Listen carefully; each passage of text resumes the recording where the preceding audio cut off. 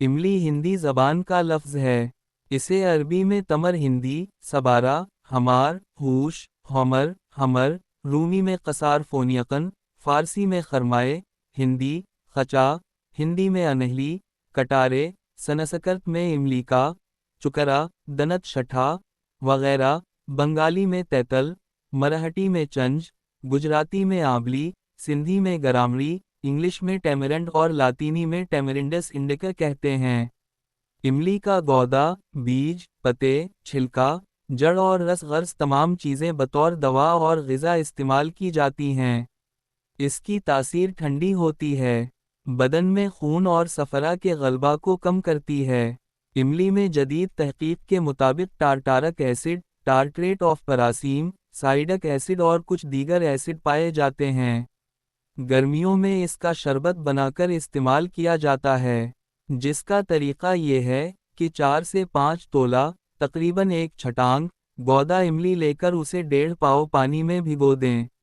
2 से 3 घंटे के बाद पानी को नथार कर मिश्री या चीनी या शक्कर मिलाकर उसे इस्तेमाल करें। सफरावी बखारों में इस शरबत के इस्तेमाल से इफ़ाक़ा होता है। 1 छटांग इमली को पानी में भिगो कर रखें।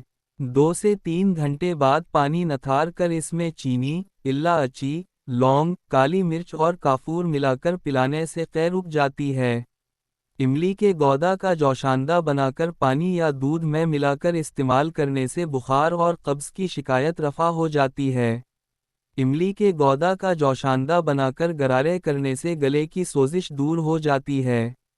इमली से ग़िज़ा की रग़बत ज़्यादा होती है। जिन अफराद को भूख कम लगती हो इन्हें मुंदरिजा झैल तरीक़ा से इमली का इस्तेमाल करना चाहिए। इमली का गौदा 4 तोला की मिक़दार में थोड़े से पानी में भिगोएं। जब वो फूल जाए तो हाथों से मिलकर बीज और रेशे निकाल दें और बाकी मवाद में हसब जायका चीनी और नमक मिलाकर चटनी बना लें और ग़िज़ा के साथ इस्तेमाल करें।